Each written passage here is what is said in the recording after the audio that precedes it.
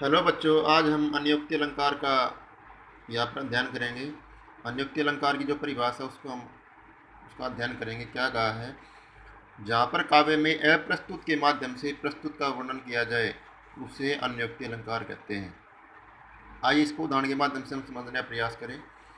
नहीं पराग नहीं मधुर मधु नहीं विकास ही काल, अली कली हिस्सो बंधो आगे कौन हवा।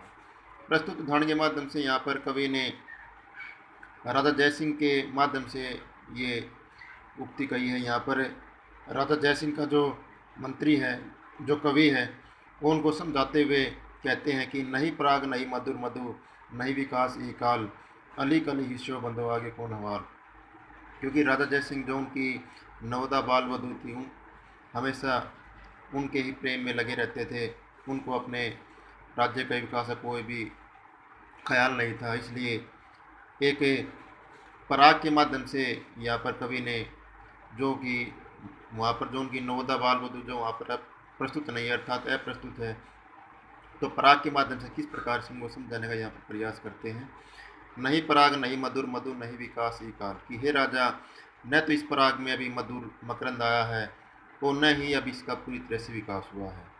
अली कली हिस्सो बंधो आगे को नवाल, इसलिए हे अली रूपी राजा, तुम अपनी कली रूपी नायिका से अर्थात कली रूपी बाल वधु से ऐसे ही बंधे रहोगे तो आगे तुम्हारे राज्य कौन हवाला होगा, अर्थात आगे तुम्हारे राज्य कौन ख्याल रखेगा। तो यहाँ पर कवि ने जो उनकी जो रानी है उसको अप्रस्तुत यहाँ पर मानते हुए एक पराग के माध्यम से, एक फूल के माध्यम से राजा को एक संदेश देने का प्रयास किया है। अगला हमारा जो उदाहरण जो अलंकार है वो है मानविक अलंकार। इसमें कवि ने क्या कहा है, जहाँ पर काव्य में जड़ चेतन पदार्थों पर मानवीय हाव भाव का आरोप किया जाए उसे मानविक अलंकार कहते हैं। अर्थात कविता में जहाँ पर जड़ पदार्थ और जो चेतन पदार्थ हैं उनके ऊपर जब हम मानवीय जो क्रिया हैं, जैसे हंसी है, खुशी है, क्रोध है, घृणा है, इनका जब आरोप करते हैं तो वहाँ पर मानविक अलंकार होता है। जैसे उदाहरण के माध्यम से हम समझें, पेड़ खड़े बाँह फैलाए, जो पेड़ हैं वो अपनी बाँह फैला करके खड़े हुए हैं। बादल गरजो, कवि कहता है कि ये बादलों तुम गरजो। मेघ आए बड़े बनठन के सवर के, जो मेघ हैं बड़े ही बनठन के और सवर पे आए हैं।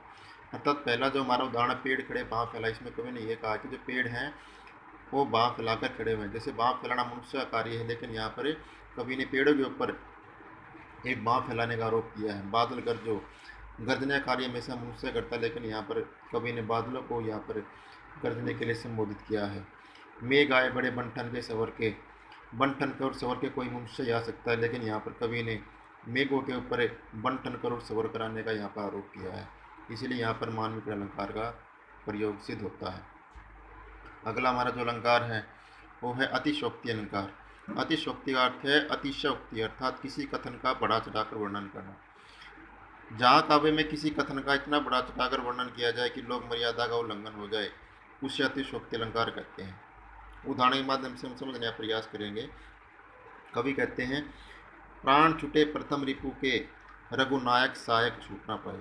कवि कहते हैं कि प्राण छुटे प्रथम रिपु के, जो शत्रु है उसके प्राण पहले छूट गए, रघुनायक सहायक छूट ना पाए। रघुनायक अर्थ श्री राम से है और सहायक का अर्थ बाण से है, कि श्री राम के बाण के छूटने से पहले ही शत्रु के जो प्राण है वह निकल गए। तो यहाँ पर एक तरह से कवि ने एक अमर्यादापूर्ण जो बात है उसका यहाँ पर जिक्र किया है, अर्थात बाण के छूटने से पहले ही जो शत्रु है उसके प्राण निकल गए। अगला हमारा उदाहरण है, हनुमान की पूंछ में आग लगी ना पाई कि लंका से गिरी जली गई, गए निशाचर भाग। कि हनुमान की पूंछ में आग लगने से पहले ही लंका सारी सारी जल गई और जो राक्षस थे वे भागकर खड़े हो गए। अर्थात यहाँ पर भी एक लोक मर्यादा का उल्लंघन है। तो इन्हीं कारण यह प्रतिशोक्ति अलंकार की यहाँ पर भावना का व्यक्त हुआ। तो इन्हीं उदाहरणों के माध्यम से हमारा जो अलंकार का जो प्रसंग है वो यहाँ पर समाप्त होता है। धन्यवाद।